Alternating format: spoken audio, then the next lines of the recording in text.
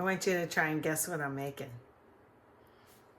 I have so many potatoes. I gotta use them. So when you see my potatoes, just think double that. So this is what we're gonna use. Potatoes. Lots of potatoes. In fact, I'm gonna cook a ton of them and even mash some and freeze the mashed potatoes. We have onion. We have carrots.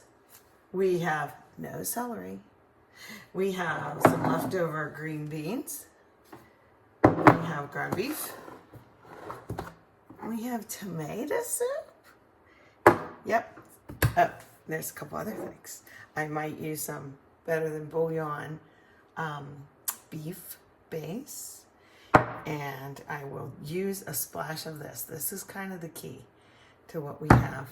And it'll all be in a cast iron skillet, and then I will put the cast iron skillet into the oven and may use a little bit of cheese, yellow cheese on top. Can you guess what I'm making? So, okay, hold that thought. I always look for the long straight carrots, and I really do not like what they put on the baby carrots. Even though it's easy to just open them up, I stay away from those. We're going to start with just some ground beef and the onion in the same pot. And I will rinse off and drain the fat after it's cooked. When the ground beef was pretty much cooked and the onions were sauteed a bit, I totally drained the whole skillet worth, and then I rinsed it. I rinsed off the grease. And then I returned it, put in some kind of chunky carrots, not real thin this time, because I don't want them mushy, and some leftover green beans with those dried onions, you know, that you put in a casserole. We had those, they were left over, so I just threw them in there. Okay, what's next in this mix of stuff? Generic tomato soup. Generic. Why spend the extra 50 cents? It's going to do the same thing for this. Now, if it was, we're eating a bowl of tomato soup, I'm probably going to buy the name brand. Just saying. And then Worcestershire. I did not grow up having Worcestershire in anything that I knew of anyway. But I have discovered it over the years. And what I discovered was it gives that secret little back flavor to what some things that you're making, and I am definitely going to use it in here. So I'm going to turn the camera around. Okay, hold on. It's kind of weird, but it's not. I have a little water in here just to see if it needs. Yeah, it's going to need some water. So I just use the same can for water. So you have the peas and everything. Did you guess what I'm making yet? You probably did. Oh, I actually need even more water than that. This is too thick. Too thick. Let me get my Worcestershire in and give it a few shakes. Not too much. This is strong enough. You don't want to say, oh my, there's a ton of Worcestershire in there. And yeah. Okay, the last thing I'm going to do, remember we talked about those potatoes? You guessed it by now. I'm going to make mashed potatoes out of them and not put in the milk or dairy, any kind of dairy. I'm just going to use like butter and maybe a little bit, because I'm going to make like a more dense mashed potato and put on the top like here, and put this in the oven and get it cooking till the carrots are a little more tender. Those are the last things probably to cook. And maybe even sprinkle a little cheese on the mashers. And we're going to make, I always called it shepherd's pie, but then I realized shepherd's pie is with lamb.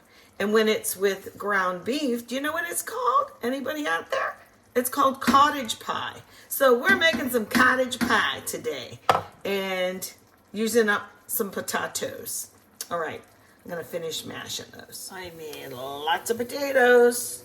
I leave the skin a little bit on, and I cube them small so they cook fast. And into the pot they go. We have all this good cheese that we got in Amish country. It is really good. And so I think I will use a little bit of it. And here's my good old box grater. It's been sitting out a little bit, so it's a little bit soft, but it'll work just fine. Okay, that is plenty. It's a big skillet. Make sure you reach up there and get all the goodies out, right? There we go. You should smell this. It's just delicious. The difference from fresh farm cheese as opposed to, you know, in the grocery store is just unbelievable. Makes you forget how good it is. This smells so good. And guess what it is that I'm smelling? The Worcestershire. It really makes a difference. And the bottle lasts a long, long time. I've had the same one forever. Now the mashed potatoes are almost ready to go on top, and all they have to do is get nice and brown. Okay, so I just have butter in here. You can see a little bit of the skins, yum.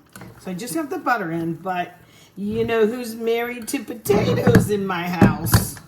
Salt. Potatoes love salt. So I'm gonna put a little bit in. Okay, that's good. And then I am gonna put, because these are thick, they have the skins on, just a splash of this. Ready, set, splash. Okay, that's it. Then I'm gonna mix them up and go from there. Yeah, that's gonna make a difference. In fact, watch.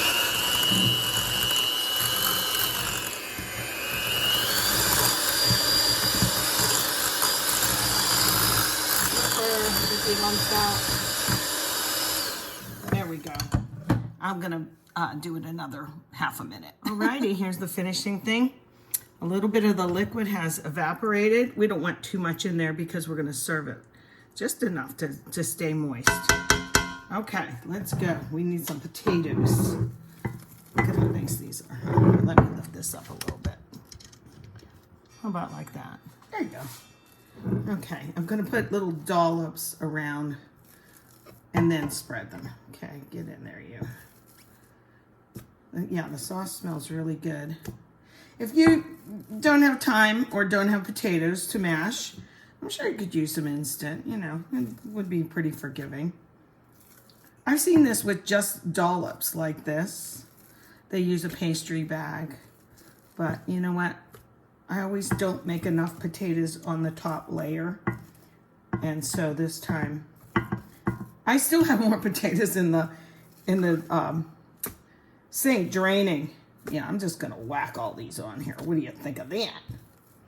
Whack-a-doodle. They smell so good. I love my mashed potatoes. And this cast iron's gonna go right back in. It's kind of like icing a cake. Let me get that around the horn. Bring it into view for you. Okay. There you go. We'll make like little peaks. Okay. And do I want cheese on it? You know, since I did it, I will put some cheese on. Okay. Ready, set. Can always put the rest of the cheese in a baggie. There's a little bit more than I thought. But this is a big old skillet, look.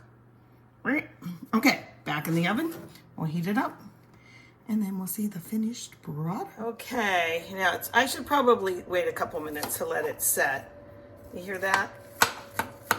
Oh, that's nice. See if we can do this.